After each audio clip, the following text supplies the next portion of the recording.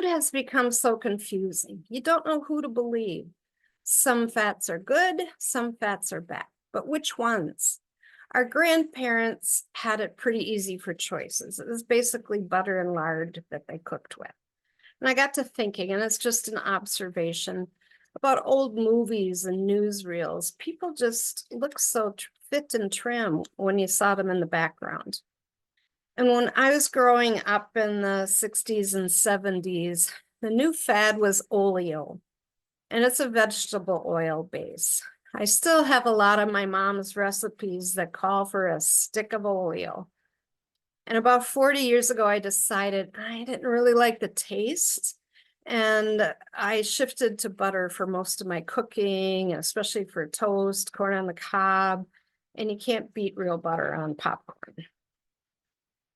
Now, animal-based fats, like butter, are solid at room temperature. They are mostly saturated fats or monosaturated fats, and they're low in something called linoleic acid. All seed oils are vegetable oils, and there are a few vegetable oils that are not seed oils, like olive oil and palm oil. And these oils are made from the fruit around the seed. The seed oils are mostly polyunsaturated fats, and they're liquid at room temperature, and they're very high in linoleic acid. And that's an omega-6 fatty acid. Our bodies need just a very small amount of this fatty acid. However, our consumption of it has really grown dramatically. One of my reference books is by Dr. Paul Saladino, and it's called On the Dangers of Seed Oils. And it's basically a transcript of a couple of videos that keep getting banned online. And one of his expert guests is Tucker Goodrich. He's an expert on linoleic acid, and he has a book out also. It's called Tucker Goodrich on Seed Oils: Why Omega-6 Fats Are the Cause of Chronic Disease. Many sources I read, and you can find them too, blame the linoleic acid in polyfats for health issues like macular degeneration and other eye problems like cataracts. Intestinal problems. How many do you know with embarrassing and painful intestinal discomfort? I have quite a few friends with that. Inflammation, cardiovascular problems, asthma, neurodegenerative diseases, and mitochondrial dysfunction. Well, high linoleic acid diets also cause obesity, and then you know how diabetes seems to be tied to obesity. Goodrich says in the book, if you feed mice lots of saturated fats, they don't get fat and they don't get sick. It's only when you increase their linoleic acid in the diet from 1% to 8% that they become obese. And our bodies are pretty amazing. There are enzyme processes that help us move and utilize the animal fats. However, the polyunsaturated fats, like from the seed oils, stay stored in the body. And what does that mean?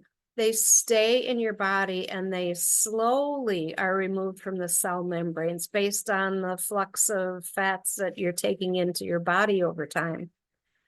One of the few papers out there on this topic is about the half-life of linoleic acid found in a group of men. So what does that mean? It means if you stopped eating seed oils with linoleic acid present, it would take 680 days for half of that to move out of your body.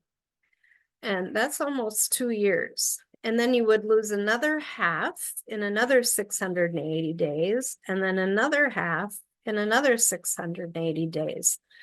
So that's about 2 to 5 years to have it not even completely be out of your body. And I'm really rethinking. I thought I was treating myself when I was at the fair and had a big dose of my favorite onion rings. And I know very well they were fried in seed oils. So there you go. Should have written this first, I think. Animal-based saturated fats like butter and lard are low in linoleic acid. And like many animal products, lard contains high levels of B vitamins, choline, and high levels of vitamin D.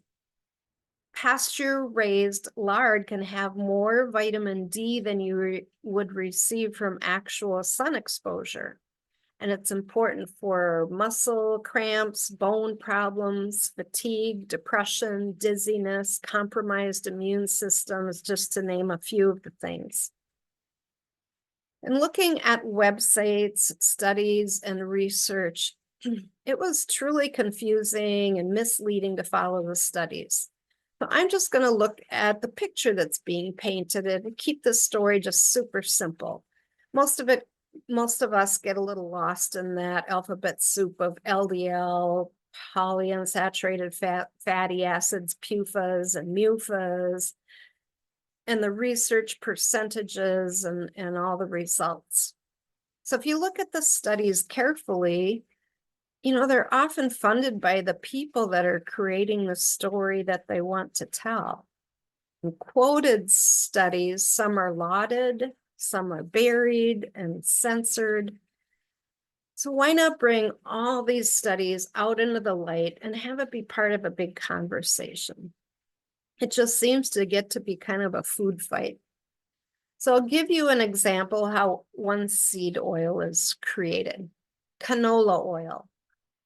It's Canada oil low acid is what it stands for. Canola, Canada oil low acid. And its oil is from the seed of a rape plant in the Brassicaceae family.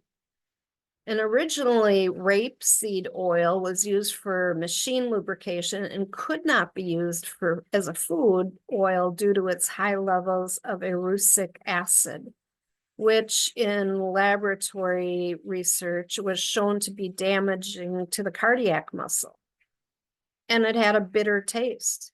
And 54% of the oil was erucic acid. It first came on the market in the 1970s, late 70s. So step one was to genetically breed that plant to have lower levels of that toxic fatty acid strongly associated with heart lesions. They were able to breed the rape plant to contain 2% erucic acid. The oil was then washed with solvents like hexane, a known neurological toxin, and small amounts do remain, so you'll have to decide if those levels are okay with you. Then the oil is then refined, then bleached, then deodorized. After all these steps, the canola rapeseed oil is left oxidized with traces of solvents and containing significant levels of trans fats. On food labels, you normally see it as canola oil, and now it's also showing up as rapeseed oil. Well-known national health associations will give canola oil a little healthy seal of approval checkmark. However, the oil manufacturers must pay to receive that little check mark. So do you see anything that can go wrong with that arrangement? And that's one seed oil. You decide if seed oils are a good thing for you. There are many videos out there that talk about the health dangers with linoleic acid. Start doing your own research. And all in all, if we look at how our foods have changed and all the processed foods we eat now, processed foods have a bad reputation.